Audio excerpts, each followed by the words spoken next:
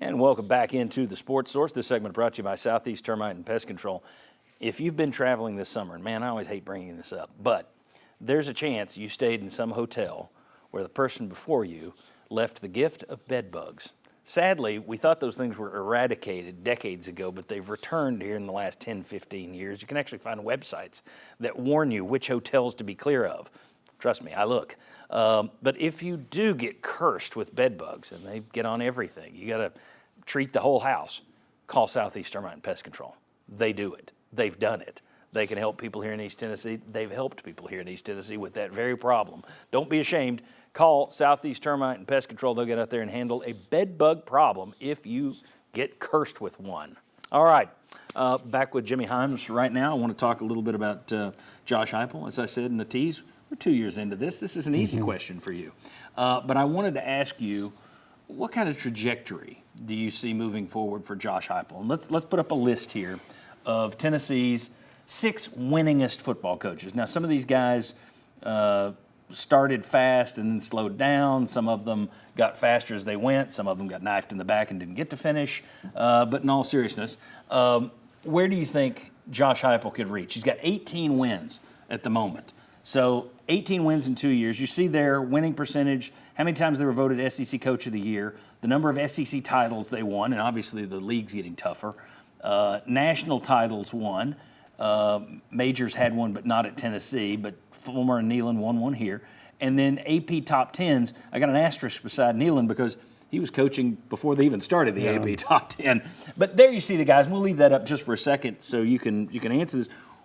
If you're trying to place a bet on where Josh Huepel could finish, and let's face it, it could all go south. There's no telling. But in your opinion, how high can he get on that list? Or how high do you think he will get on that list? He could get to the top. How high do you think he will get? Fourth. Which means I think he's going to be one of only 4 coaches in Tennessee history to get to 100 wins. I think he'll do that. Now, it's hard to project a coach anywhere being there more than a decade nowadays, right? Yeah. But I love the trajectory. First off, you got to remember what a mess he inherited. Well, there's only one other coach in Tennessee history that won more games in their first 2 years than Josh Huepel, and that's Bill Battle. There's only one other coach that won as many as 11 games in one of his first 2 years, and that was Bill Battle. That's it. So that's a pretty good trajectory. Now, the reason I'm really optimistic about Huepel, I love his offense, and I think he's going to stay one step ahead of defenses. A lot of people are like, when the defense is going to catch up to this? Yeah. I think he's so smart, he'll stay one step ahead. Bill Battle's an issue. You brought that up twice. He inherited a heck of a situation for Doug Dickey, which makes what Josh Huepel's done even more impressive. Because he didn't inherit anything near what Bill Battle inherited. Yeah, and Fulmer inherited a great situation too from Johnny Majors, and inherited a great quarterback in Heath Schuler. So those two inherited really great situations. Huepel inherited an absolute mess. He inherited a mess that was equivalent to what John Majors inherited. And Majors won, 9 games his first 2 years? It took him a long time to get things straightened out at Tennessee.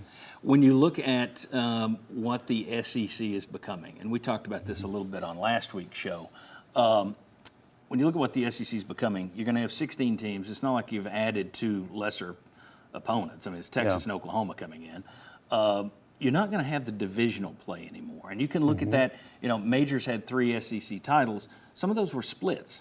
Fulmer only had 2. Well, Fulmer lost some SEC championship games. So all that kind of thing changes. Now it's going to change again in that to get to Atlanta, you don't have to beat 5 teams in your division or 6 teams in your division. You got to be better than all but 14 other teams in the league.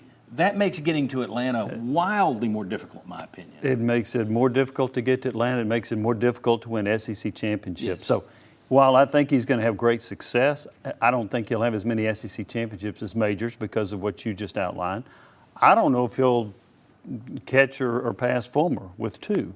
That's going to be hard to do based on what you just said. So I think he's going to be a coach that I think his ceiling is probably 11 or 12 wins. I think his floor is probably 8, unless he just has disastrous injuries during the course of the season. So I think he's going to be in that consistently that 9 to 10 win mark, and I think he'll be a long-time coach at Tennessee. And I think he loves Tennessee. See, and that's the trick, the long term. I actually had it written down the exact same thing you said, no one stays anywhere 10 years anymore. I mean, it's just rare. It You is. have to be tremendous, and you have to Yeah. have a situation where you got to be at a school that can pay you as well as anybody in the country to keep you, because if you're that good for that long, someone's going to come calling. I think you're blessed in the fact that he's already been at his alma mater and got fired. I Right. think that helps you. I do too. And I think it helps you that they're now in the conference, too. I think if they were somewhere else with an easier path to the playoff and a lesser conference, maybe that would have been a draw. But I think it helps you that they're here. There are less places. I just don't see him being a flight risk. I don't either. And I'm reminded of what Bear Bryant said many, many years ago when he went back to Alabama. He said, Mama called. Yeah. I don't see Mama calling Yeah. for Josh Huepel. Or even if Mama calls, I think that Huepel remembers who fired him. Yeah. I think he's got a pretty long memory about that. So I think he is content at Tennessee. Tennessee gave him a chance to coach at this level. I think there's some loyalty there, which you don't always see in the profession. So I see him as a long-term guy at Tennessee. I think it also helps, and we've talked about this on the show in the past, people consider it, well, air raid coaches go to the NFL. He's not an air raid guy. He plays a system based on those hash marks. A huge part of that system is the wide hash marks. The NFL, you don't have that. It takes some of the gusto out of this offense. You can't run it there. So I think that aids Tennessee as well, that he's probably, knock on wood, but he's probably not going to be high on NFL lists because his system might not translate. For all the reasons people talk about, will Hendon Hooker make it in the pros because of this system? Will Jalen Hyatt make it in the pros because of this system? They're going to look at this coach and say, well, that's his system. Is he going to make it? So I think that helps Tennessee as well. I think it does too. And I think Huepel, and one of the things, and I think he mentioned this at the most recent SEC football media days, he said the secret sauce of this offense is the run game. Yeah. You look at Tennessee's running totals, they're going to be in the top 5 in the SEC in rushing, if not higher. And I would expect that again this year. I think they've got pretty good depth at running back. They spread the field, not always to throw. They spread it to run. They get favorable numbers in the run game. Yeah. And I think that's been one of the reasons this offense has been so effective. You didn't know this, but that's a perfect tease for what we're doing next, as a matter of fact. So come on back on the Sports Source. When we come back, we're talking about 4 key stats from 2022, and we'll look at 2023 and project whether or not Tennessee will be better or worse in those areas. Come on back on the Sports Source.